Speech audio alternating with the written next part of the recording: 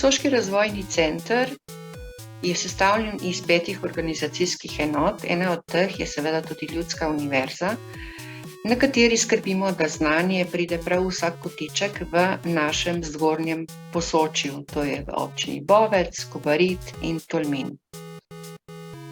Pozdravljeni, jaz sem Gašper Pesek, drugače sem anglist in ukvarjam se tudi s kognitivno znanostjo. Sem pa prav tako učitelj angleščine na Centru aktivnosti Fužine, že od leta 2015. Tako da mi je to domače področje, da se ukvarjam z starejšimi, ki se izobražujejo. In moram reči, da to obdobje v času korona pandemije, kjer smo se morali ukvarjati tudi z izzivi izobraževanja, je bilo res zanimivo,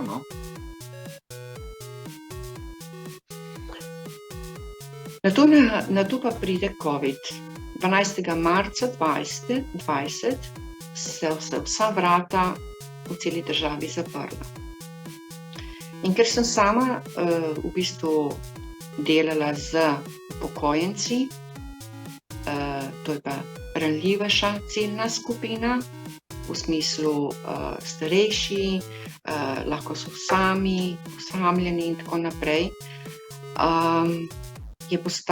sem začela razmišljati, kako bi vso to stvar zdaj, ko v bistvu zaradi covida vsi ti ljudje ne morejo iz hiš, v bistvu edina povezava s svetom je televizija ali pa pogled skozi okno na balkon, kako bi dejansko tem ljudem na nek način pomagala, hkrati pa nadaljevala vadbo za boljše psihofizično počutje. Pri svojih tečajih sem zaznal, da je veliko tečajnikov izkazalo nek strah oziroma tremo pred uporabo teh aplikacij v namen izobraževanja. Ne glede na to pa res se spomnim, da je bilo tudi vsem znano načelo, zelo pomembno, da vključimo čim več ljudi, da se ne glede na to, da smo doma in da se ne moremo videti v živo, vsi počutijo kar se da vključene, tako da smo dali vse od sebe, da smo, čeprav nadaljavo, vzpodbudili svoje tečajnike, da so se izobrazili in naučili uporabljati Zoom, Skype, kar je bila že naša aplikacija, ki smo si jo kot učitelji izbrali.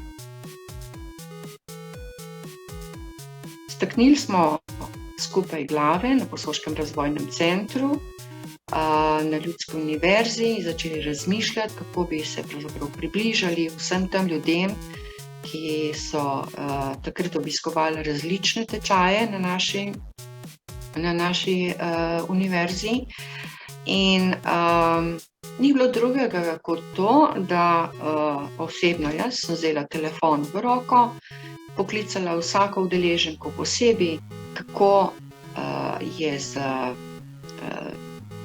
kako si je seznanjena z računalnikom, ali zna ali ne zna, ima pameten telefon, ima tablico in počasi v bistvu enega po enega naučila, kako se ravna z določeno aplikacijo.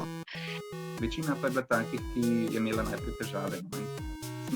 Tiste je bilo prav hektično, smešno, ta prvo srečanje smo se pogovarjali tako, da smo enega za drugim po telefonu v bistvu na zvezo spravili.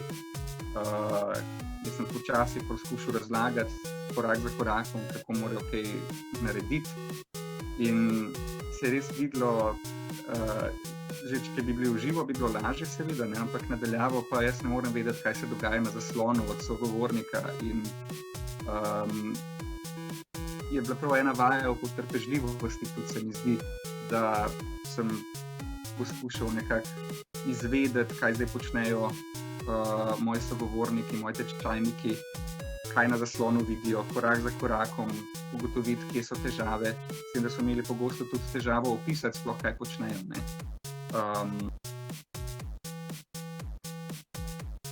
Vadba kot očitno ostaja na Skypu, ostajamo povezani, to pomeni, da starejši Ni izgovora, da se ne bi naučili IKT-ja, kakršnekoli, bom rekla, ali uporabe računalnika, tablice, pametnega telefona, vse pravzaprav, kadar je sila, se da vse naučiti. Se pravi, tudi kadar ni sile, se lahko naučimo karkoli.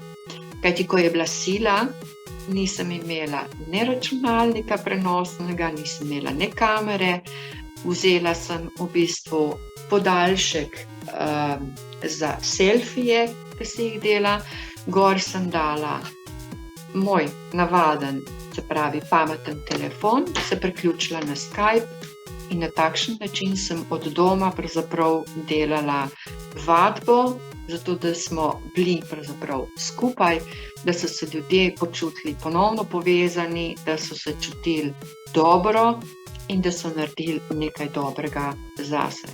Tako da jaz in moja izkušnja je taka, pametno je naučiti se karkoli že, nikoli se ne ve, kdaj pride prav. Lep pozdrav.